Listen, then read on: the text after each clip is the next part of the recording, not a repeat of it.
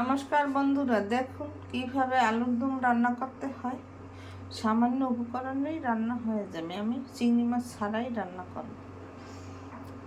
আলুর দম মাছের মাথা দিয়েও রান্না করা যায়। আমি এখানে চৌকো করে আলু কেটে নিয়েছি, পেঁয়াজ রসুন আদা 1-1 চামচ করে দিয়ে নিয়েছি। আর এখানে তেজপাতা লবঙ্গ দারচিনি নিয়েছি। চুলা ধরিয়ে দিলাম।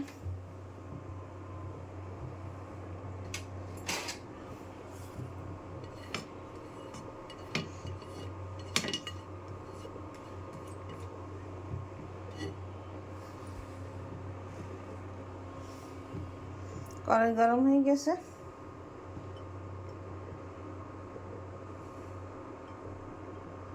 এক টেবিল চামচ তেল দিয়ে দিলাম। তেলের মধ্যে দারচিনি তেজপাতা লবঙ্গ এলাচ দিয়ে দিলাম।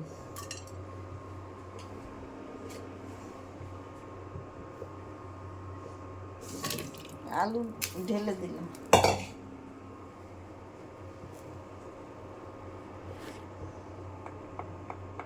তার মধ্যে 1 চামচ হলুদের গুঁড়ি দিয়ে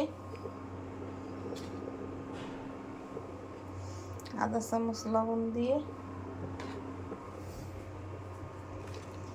আলুটাকে ভাজা ভাজা করতে হবে। 2 মিনিট পর ফিরে আসছি। 2 মিনিট পর ফিরে আসছি। এখন পেঁয়াজ রসুন আদা দিয়ে দিলাম।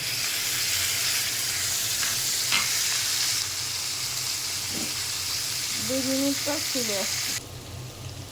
2 মিনিট পর ফিরে আসছি। আমার আলু কষানো হয়ে গেছে। এইভাবে আপনারা ভালো করে কষিয়ে দিবেন, দিলে রান্নার টেস্টটা ভালো হয়।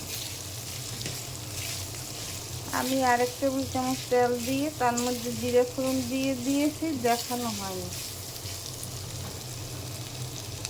এখানে আমি জল গরম করে নিয়েছি। জল গরম দিলে রান্নার স্বাদ ভালো হয়। পরিমাণ মতো আমি জল দিয়ে দিলাম।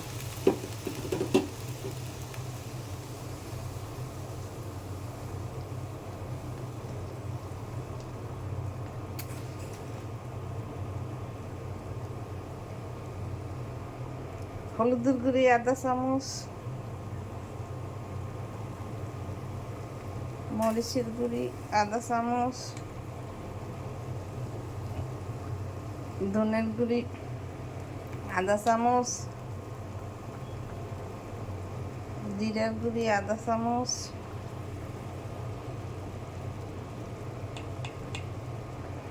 গরম মশলা গুঁড়ি আধা চামচের কম।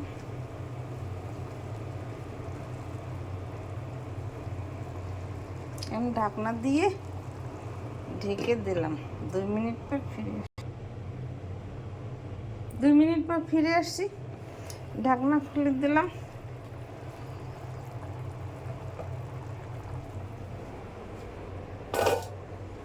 মানে আলু পুরো সিদ্ধ হয়ে গেছে। এখন স্বাদের জন্য আধা চামচ চিনি দিয়ে দিলাম।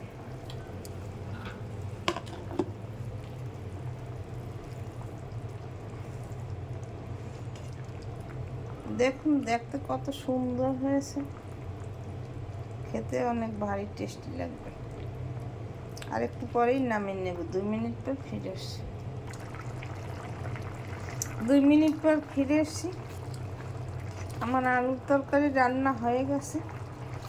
এইভাবে আপনারা ঘরে তৈরি করে খেয়ে দেখবেন, খেতে অনেক সুস্বাদু হবে। আমি 2 মিনিট পর ফিরে আসছি। 2 মিনিট পর ফিরে আসছি। আমি তরকারি ঢেলে নিয়েছি। এইভাবে আপনারা ঘরে তৈরি করে খেয়ে দেখুন, খেতে অনেক সুস্বাদু লাগবে। দেখুন দেখতে কত চমৎকার হয়েছে আলুর দম। এইভাবে আলুর দম রান্না করিয়ে খেয়ে দেখবেন। সুন্দর সুন্দর ভিডিও পেতে আমার চ্যানেলটিকে লাইক কমেন্ট শেয়ার করে পাশে থাকুন। ধন্যবাদ। Thank you.